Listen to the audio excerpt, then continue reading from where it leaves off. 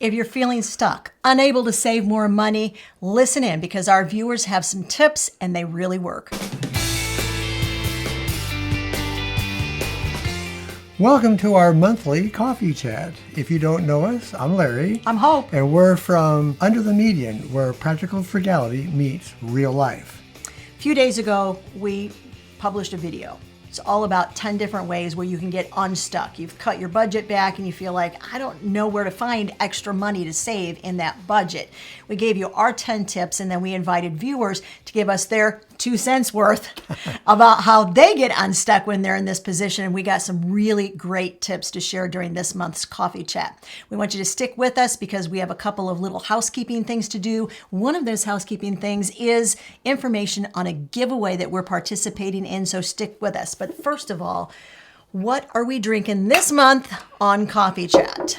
A viewer sent in an excellent referral, and I'll let Hope talk about this. Every month on Coffee Chat, in case this is the first time you've joined us, we drink really good coffee, which is super important to us. We find the coffee, we buy the coffee, we test the coffee, we tell you about the coffee every month on Coffee Chat. And yes, we will leave a link to said coffee in the video description. So one of our viewers, Diane, reaches out to me and she said, you need to check out Finger Lakes Roasting Company. And she said, talk to Jeremy, he's the owner. And I'm like, wait a minute, Jeremy has the same last name you do. Is this your family's coffee company? And she said, Jeremy is my son. So I reached out to Jeremy and I asked Diane, I said, if you're going to pick one coffee to try, tell me exactly what that coffee would be and why you would suggest that I try it. And she suggested this. Larry's going to read it to you. It's El Salvador Santa Rita Estate Coffee. And what I really like about this coffee is it says right on the website that all the proceeds from this coffee go straight back to the folks who live in the area where this coffee is produced to make their lives even better. And it's also a Rainforest Alliance community-friendly coffee. Not only that, it's really good coffee, guys. This is officially my first sip of this coffee. I waited until I was here That's good. with you all to try it. Okay, so it's got a really nice moderate body and it doesn't have any aftertaste at all. It's very, very mellow coffee and I really like it. We also got a pound of Jamaican Me Crazy. The first time we ever tried Jamaican Me Crazy, I didn't even know it was a real coffee flavor, guys, and we drink a lot of good coffee. And we tried it on vacation. I was like, where has this been all of my life? It's got like a nice caramel, almost like a rum type flavor in it. Like a butterscotchy thing, Jamaican Me Crazy. That's what we would suggest. When you go to the website, you can check out all of their blends. As always, thank you so much, Diane, for your great recommendation for this coffee company. By the way, they're from New York State. So those of you who are watching from New York, check them out. They have, I think, 5 different retail locations that are all in New York State. And then, of course, you can always get their great coffee online. Finger Lakes Coffee Roasters, check them out. Announcement number 2, and this is the giveaway. This is an amazing thing that they're doing. All right, so we have banded together with some other frugal friends, frugal living channels, and we are doing a fall financial goals giveaway of $1,000. When you enter the giveaway, you will automatically get a variety of free resources from every single one of the frugal friends that has helped make this giveaway possible. So everybody that enters gets that assortment, that basket, as you will, of free resources. And then one lucky winner is going to win the $1,000 cash. There are rules. 2 of which I really want to point out really quickly. You need to be 18 years of age or older, and you do need to live in the United States. I'm going to leave a link in the video description. You can go there, click on the big button that says enter giveaway, and it's going to take you right to the giveaway so you can sign up. Now, it is a limited time. It's the 21st of October is the last day you can enter. So you want to go right away. And yes, in case you're wondering, yeah, you can share that link with all your friends and family that you want so they too can enter. Now, on to the tips. The first tip is from our viewer, Bella Taylor, and she writes, I had this happen last month, so I started decluttering my home and sold on Facebook Marketplace anything we weren't using for the longest time are still in storage from our move 6 years ago. All She's right. so honest. I love that. Bella, you're honest. That's good.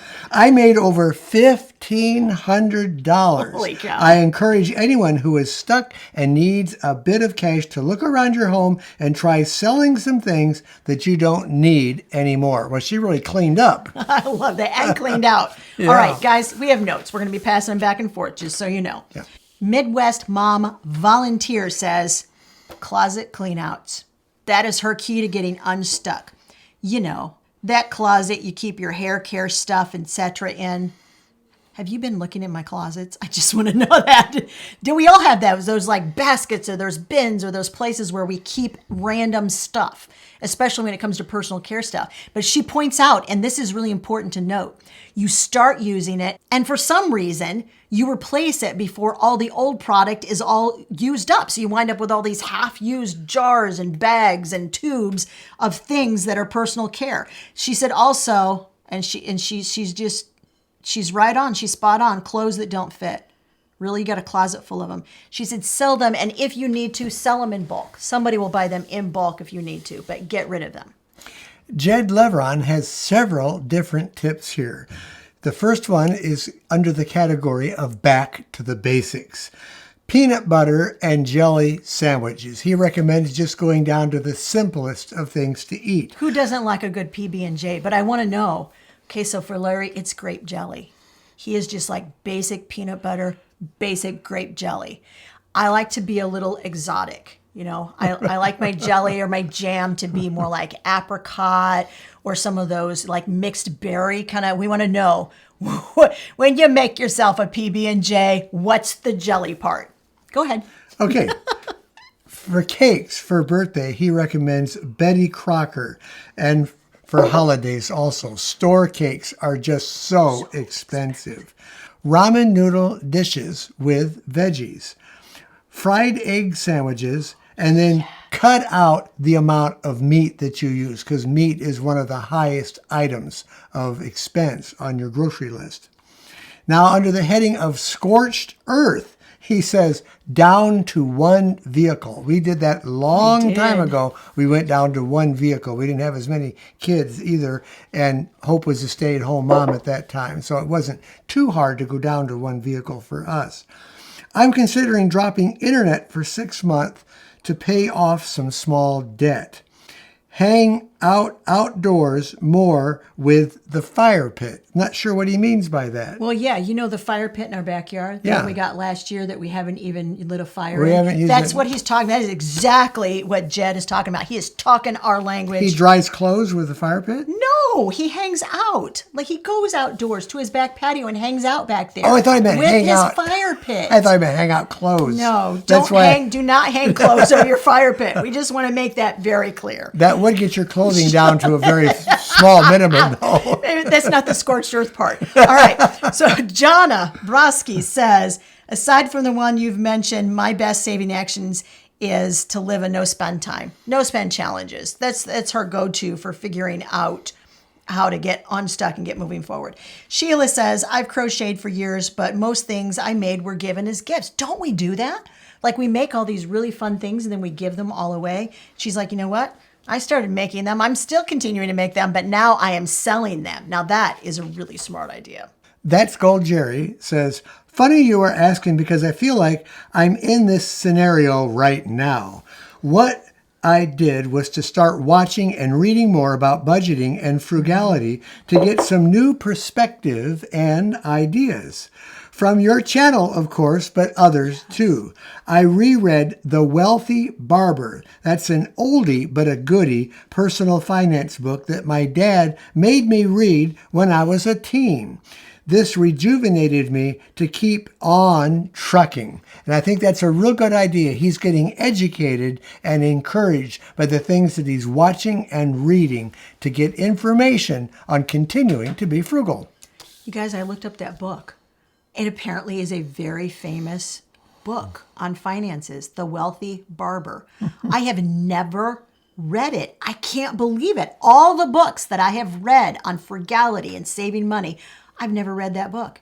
It's at my local library. Look at your local library website. See if you can find it. It looks like a winner. Alexa says she just revisits our channel when she needs to get unstuck. Best answer ever, Alexa. Listen, speaking of revisiting all the tips on our channel, we have hundreds and hundreds of ways that you can consistently spend less and save more.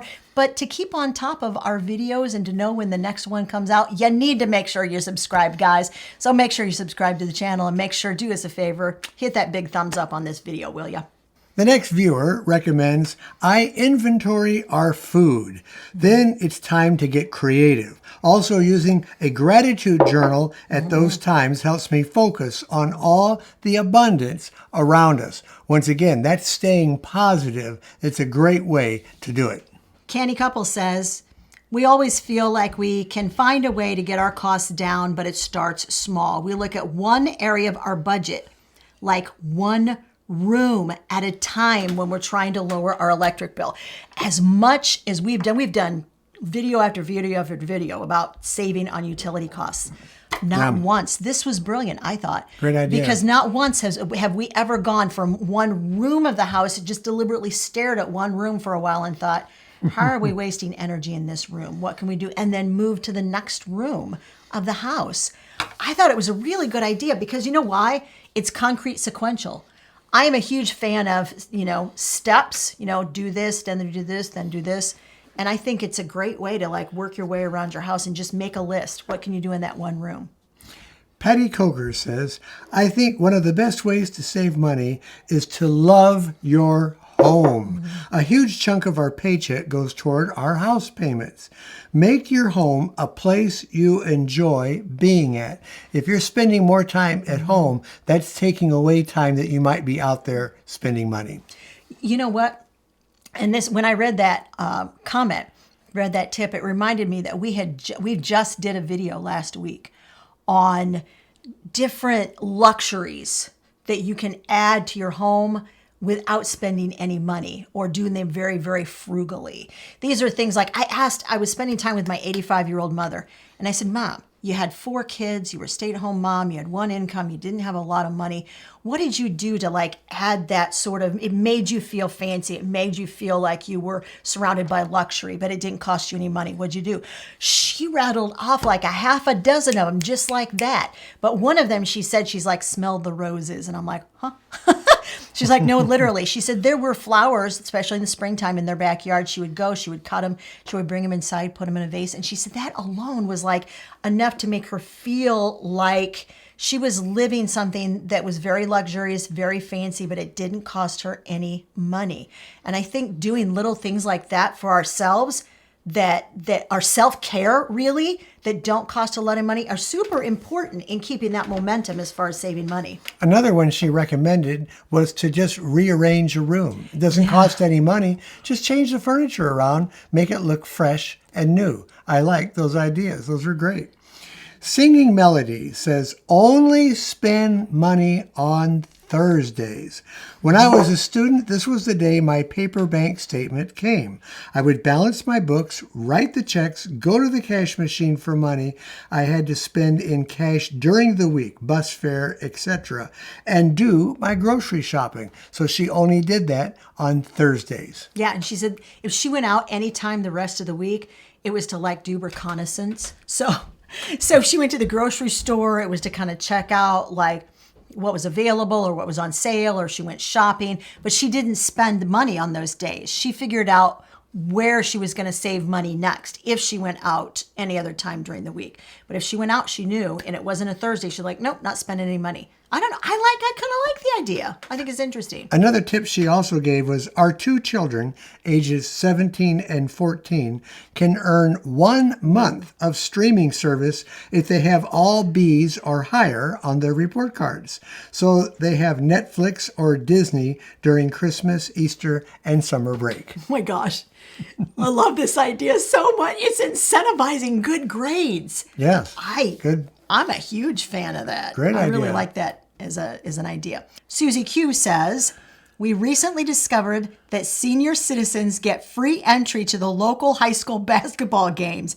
My friend's grandson plays basketball in high school, and we are having a blast. How about Actually, she that? should have said we're having a ball. You know what I'm saying? Because they're going to a basketball game. But my question is, because Larry and I don't know anybody that has a high schooler. If you live in a town and you get free admission to the high school basketball games, even if you don't know anybody on the team, are you going to go and cheer for the hometown team? I don't know. I think it's kind of fun. You might get to know some really nice high school kids. You don't know. Okay. Frugal Freedom says, other than boosting income, I stretch my food. I add rice, potatoes to stretch out mince, that's another word for meat, if making burgers, meatballs, and meatloaf. Meat-free meals are a great saver. Breakfast for dinner, bowl of cereal, eggs on toast, quick and easy, not to mention cheap. I also water down my products to make them go further without compromising its efficacy. Example, hand wash, laundry liquid, dishwashing liquid, body wash. I also cut my washing up sponges in half, 2 for the price of 1. Wait an hour longer than usual to turn on the heating or the cooling. Every minute not used is money saved. Lots of ways if you think outside the box. Thanks to you guys for providing motivation in this area. You are certainly welcome. And we love your ideas. These are great ideas. I like this because she talked about ground mince, which is ground beef. So I'm assuming that she's probably in the UK because that's a UK word is mince, it's ground mince. And when she mentioned the turning the heating or the cooling on an hour later, I remembered something that was stored in my mind. It seems to me, and I want you guys to tell me, I think that those of you in the UK, you pay as you go, right? Like you pay for your use for kilowatt hours of energy, you pay for it as you go. And Larry and I had this really great discussion. What would happen? What would happen to our spending if you had to pay as you used it? Let's say you're going to turn on your TV, plunk down a dime, plunk down a quarter. If you had to do that when you turned on your microwave or you turned on even used your natural gas stove or oven, if you figured out like what the cost is per use and you had to set that money aside deliberately, how would that change the way that you use that appliance or use that item in your house? I think that whole idea is just fascinating. Mad Scientist Crochet. What a name. That's quite a name. I actually like it. I want to see her crochet now. She says, turn off home Wi-Fi and Netflix. Use library Wi-Fi to watch movies. Download audiobooks to my phone and do any necessary stuff online. All right. Oh, and she said, look for free activities. I like this part of her suggestion too. Craft shows, concerts, Shakespeare in the Park. Yes! We took our kids to Shakespeare in the Park when they were young. So fun. Yeah. Some of the other things she does, knitting groups, hiking groups, etc. Keeps me entertained so I don't miss the screen time.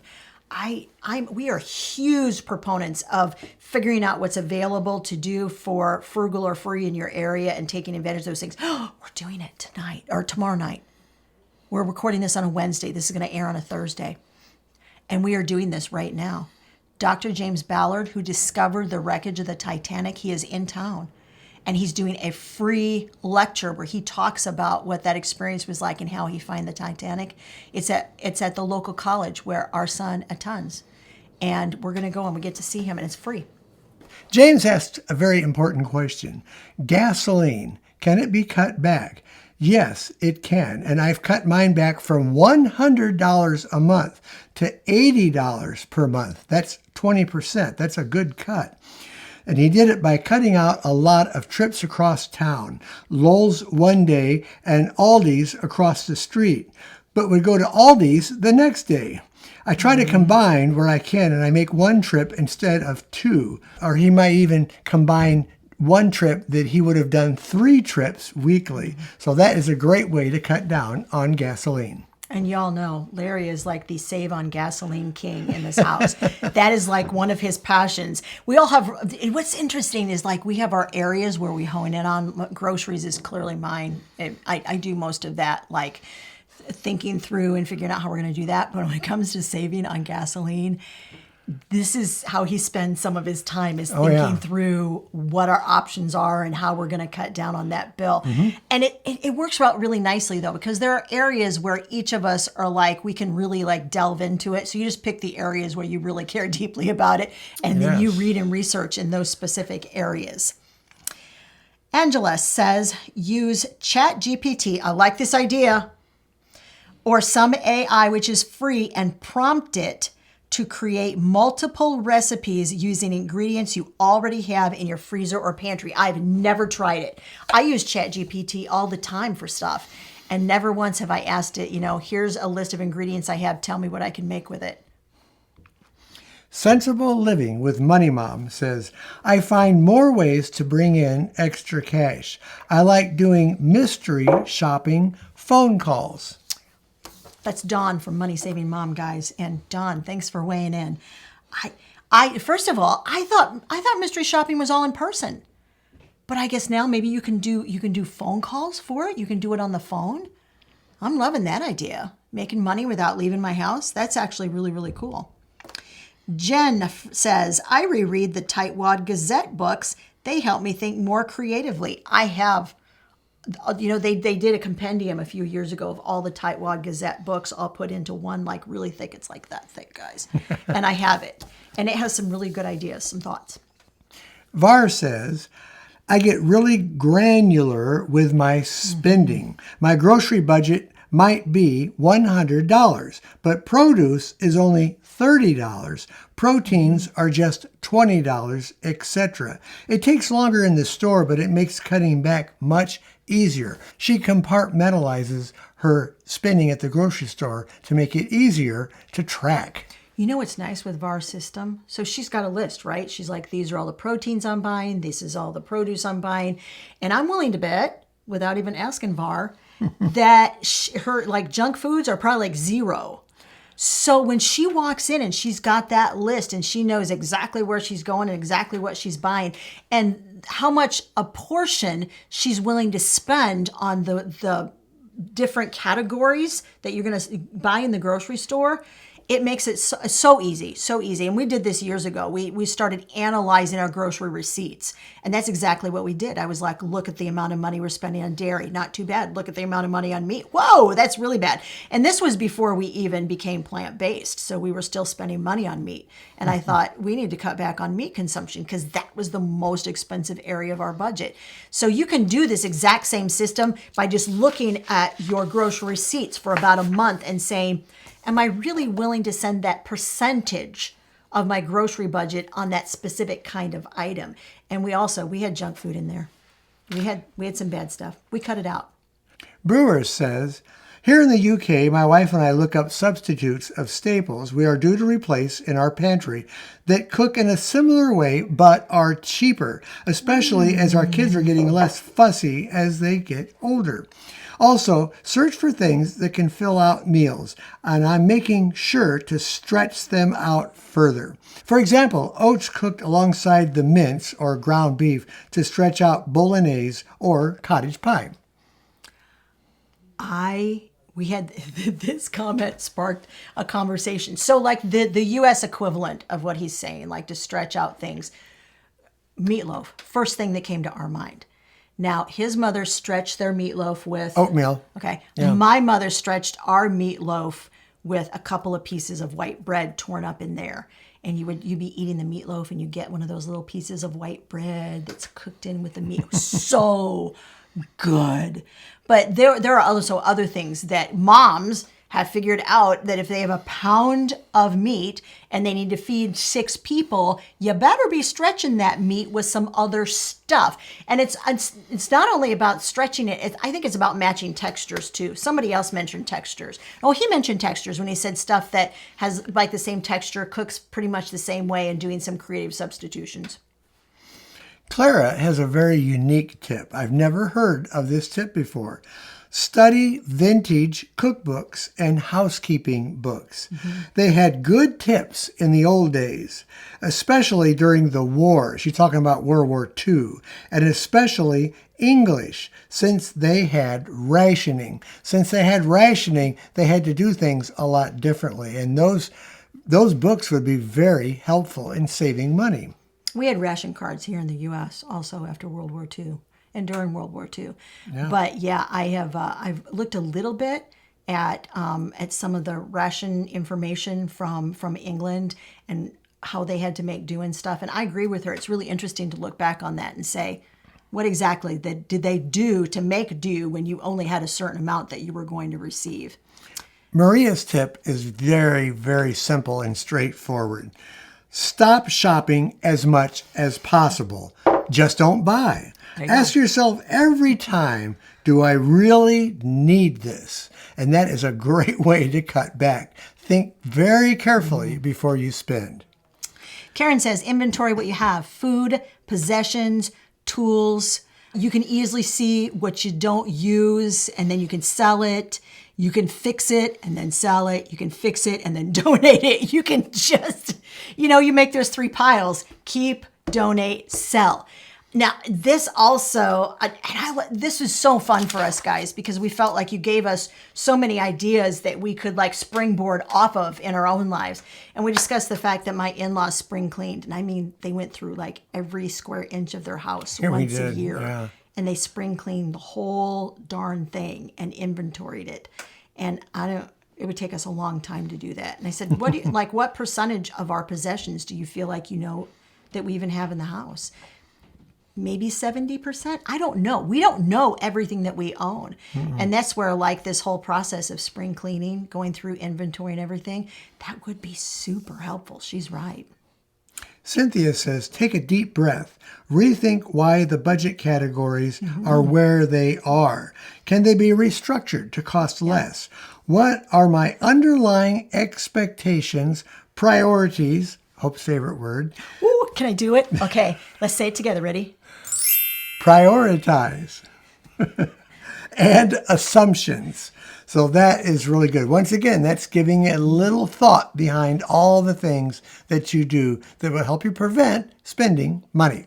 Our Under the Median viewers are absolutely amazing. We want to remind you once again, Finger Lakes Coffee Roasters, guys. Check them out. And we also want to make sure that you remember to enter the Fall Financial Goals giveaway. There'll be, once again, a link in the description of the video. Now, if you feel like I've gotten a few reader tips, but I could just use me some more reader tips, we have some for you. Watch a previous Coffee Chat episode where our viewers also gave you some fantastic tips to consistently spend less, save more. That video right over there.